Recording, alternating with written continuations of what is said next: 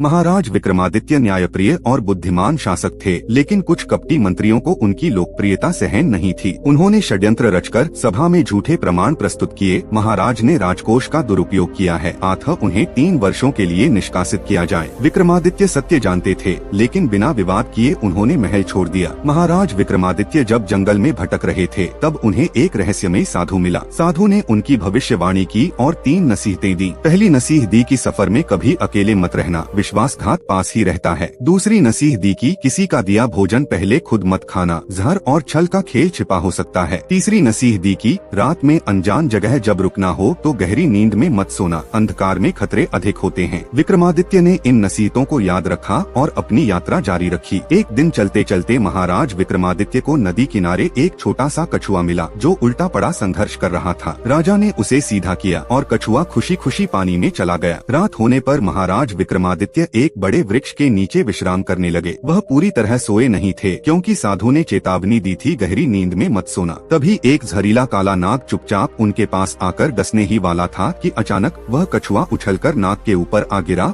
और उसे अपने मजबूत जबड़ों से पकड़ लिया। सांप तड़पने लगा और विक्रमादित्य तुरंत जाग गए। महाराज विक्रमादित्य ने कहा, तुमने मेरी जान बचाई छोटे योद्धा। राजा ने कछुए को उठाया और सहलाया। कछुए ने सिर हिलाकर जैसे कृतज्ञता प्रकट की और महाराज को साधु की नसीह याद आई कि सफर में कभी अकेले मत रहना, विश्वासघात पास ही रहता है। अब विक्रमादित्य ने तय किया कि वे अकेले नहीं, बल्कि इस बहादुर कछुए को अपना साथी बनाकर आगे का सफर तय करेंगे। महाराज विक्रमादित्य अपने नन्हे साथी कछुए के साथ सफर करते करते एक छोटे से गांव पहुंचे, जहां 2 बहनें जिनका नाम सीता गीता था, वह गांव में रहती थी। महाराज विक्रमादित्य को उन दोनों बहनों ने अपने घर रुकने का न्योता दिया। गीता एक लालची लड़की थी और गीता दयालु लड़की थी। रात के समय दयालु बहन सीता ने राजा और कछुए को प्रेम से भोजन कराया। अचानक महाराज को साधु की नसीह याद आई कि किसी का दिया भोजन पहले खुद मत खाना, जहर और छल का खेल छिपा हो सकता है। महाराज विक्रमादित्य पहले अपने कछुए को भोजन देते ही उसके बाद खुद भोजन करते हैं। सीता ने उनके आराम का पूरा ध्यान रखा। उसने राजा से उनकी यात्रा के बारे में पूछा, लेकिन उनके साधारण वेश को देखकर वह उनके असली रूप से अनजान थी। दूसरी ओर लालची बहन ने सोचा, इस यात्री के पास कछुआ है, शायद यह कोई जादुई जीव हो। अगर मैं इसे हासिल कर लूं तो धन और वैभव पा सकती हूँ। रात को जब सभी सो रहे थे, लालची बहन चुपके से उठी और राजा के पास रखे कछुए को चुराने लगी। लेकिन जैसे ही उसने उसे उठाया, कछुए ने जोर से खर्रर की आवाज निकाली।